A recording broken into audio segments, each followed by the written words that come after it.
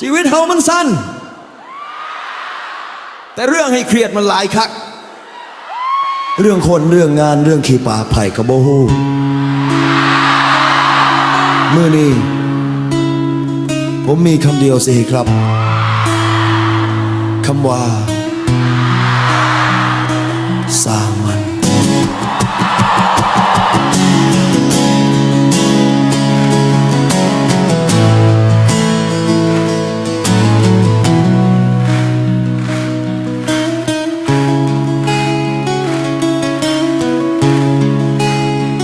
ไผสิสั่งเฮา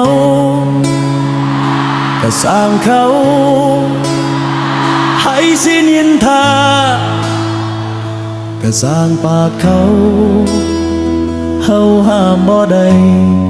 เฮาบ่ได้เกิดมาเพื่อให้ทุกคนหักเฮาเกิดมาเพื่อสู้ในทางของเฮา